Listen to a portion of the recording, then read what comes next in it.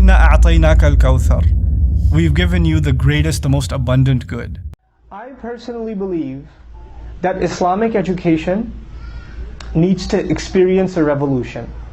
That's my personal belief, that Islamic education needs to experience a revolution. What do I mean by that? There is Islamic studies for the alim.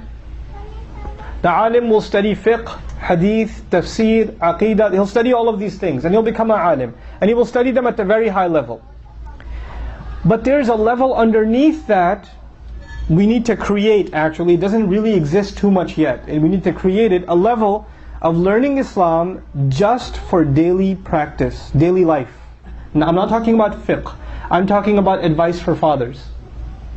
I'm talking about advice for wives. Just a curriculum. How to be a good Muslim wife. How to be a good Muslim husband. How to be a good Muslim father. How to be a good son. How to be a good daughter. What advice does Allah have? Entire curricula just based on making us good human beings. This is education. Real education is not that you know how to do C++ and you're Microsoft something something certified and you're Cisco certified, and on top of that you have an accounting degree and you got an MBA. All of that means you can make money. That does not mean you're educated. That just means you can make money. That's it. That's all that means. That does not make you a better human being. I know plenty of physicians that are terrible human beings. I know plenty of programmers that are horrible human beings. They're very jahil, they're uneducated in how to be a husband. They're uneducated in how to be a father. What good is their education? All that is skilled labor. You're just a better worker at the factory. That's all it is now. It's a virtual factory, but that's all you are.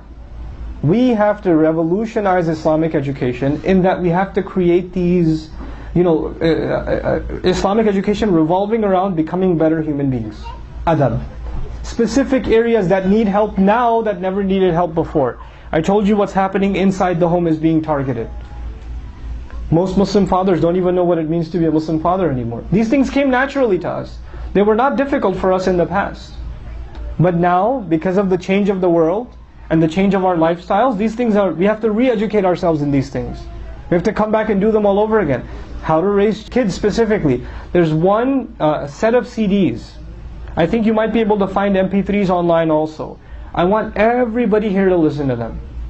They're not by me. They're by a person I really, really admire, Brother Hisham Al-Awadi. Brother Hisham Al-Awadi. Children Around the Messenger. That's one series. It's called what again? Children Around the Messenger. And Mother of the Believers. Mothers of the Believers.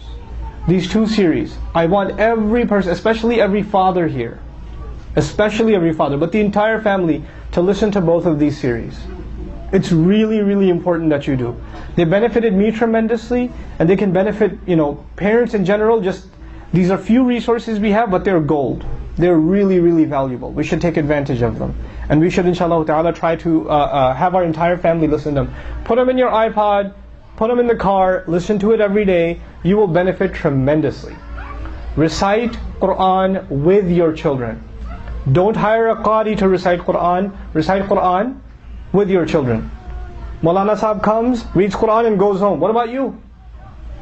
What about you? You don't have time?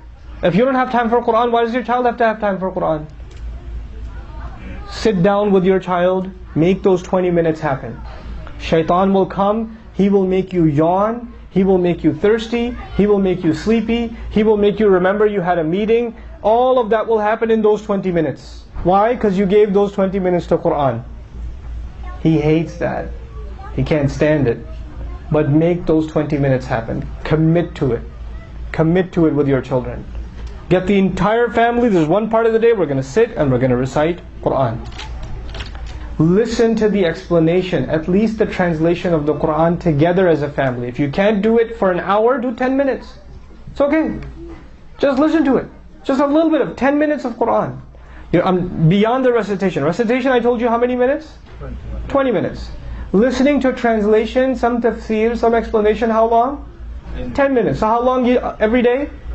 30 minutes. You as a family just did something for Allah. My recommendation between Maghrib and Isha. And my recommendation, right now you're going to say, kids have exams, it's May, let the semester end. Fine. You know what? I'll give you that. This whole summer, this is what you do. 30 minutes every day. Don't say, which program should I put my child in? You're the program.